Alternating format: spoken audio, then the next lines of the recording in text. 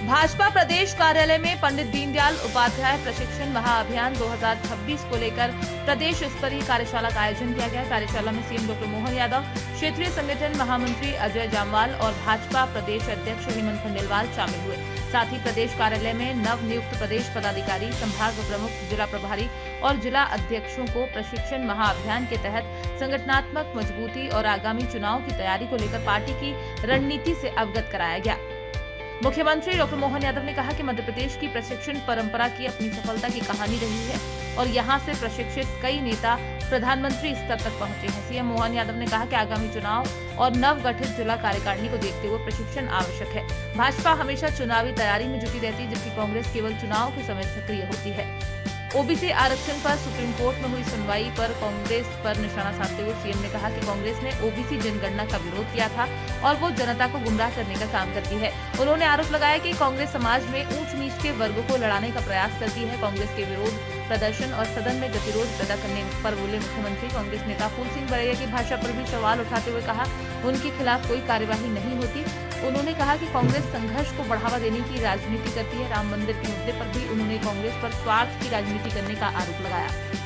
सभी मान्य कार्यकर्ताओं के साथ हमने प्रदेश अध्यक्ष, प्रदेश प्रभारी, प्रदेश मंत्री सबके साथ इस प्रशिक्षण कार्यक्रम में शामिल होकर के भारतीय जनता पार्टी के सभी कार्यकर्ताओं को पंडित दीनदयाल उपाध्याय जी की विचारधारा के बलबूते पर हमारी अपने राज्य की एक सक्सेस स्टोरी भी है, जिसके कारण से देश के अंदर सबसे पहले जो सफलता मिली तो मुझे प्रसन्नता है वो मध्य प्रदेश है।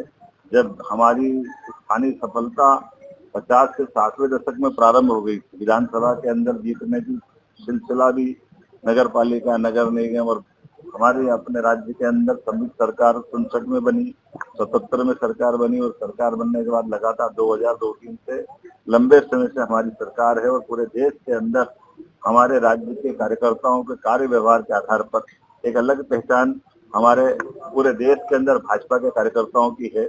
ये सबसे बड़ी सौगात सभा ठाकरे जी से लगा करके तत्कालीन हमारे सभी वरिष्ठ नेताओं के परिश्रम से है और हमारे वैचारिक रूप से चलाए गए अभियान पे जनता का असर भी ऐसा कि जनता उसको दिलो जान से चाहती है। इसीलिए हमने अपनी सरकारों के माध्यम से परिवार का भाव प्रदेश में बनाया है और पूरे देश में एक तरह से मॉडल चलता है। इसी अवसर पर हमने अपने प्रशिक्षण के कार्यक्रम को लेकर के नई तरह से पुनः जब नई बाडी बन रही है, जिले बाडियां बन रही है, तो ये प्रशिक्षण का कार्यक्रम संपन्न हुआ।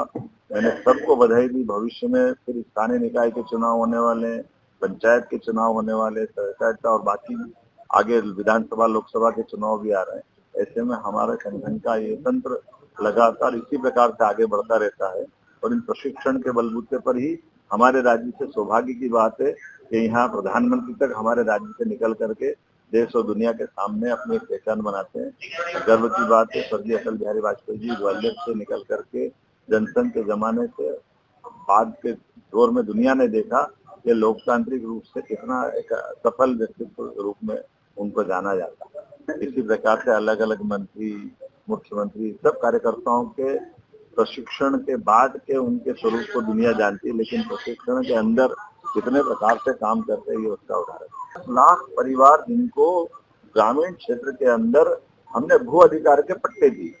अब भू अधिकार के पट्टे जिन जिन किसानों के पास है, ये किसान कल्याण वर्ष है, तो इसका हमने बड़ा निर्णय लिया है कि हम लगभग 3,500 करोड़ रुपए की धनराशि इस पर खर्च करने वाले हैं। सारे भू अधिकार के पट्टे विधिवत पंजीयन विभाग में रजिस्ट्री का रूप लेकर के अगर वहां जाएंगे तो बाकायदा रजिस्ट्री होगी, लेकिन रजिस्ट्री में पैसा सरकार ही देगी, उस किसान को नहीं देना।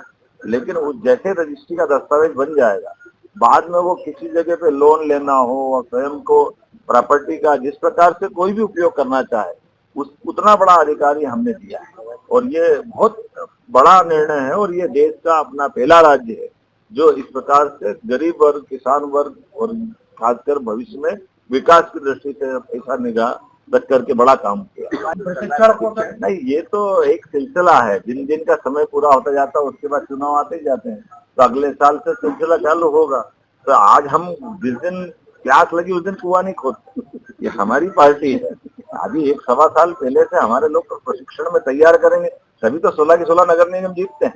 ये कांग्रेस हारती क्यों? तो क्या कांग्रेस उस दिन सोचेगी? हम पहले से सोचते हैं।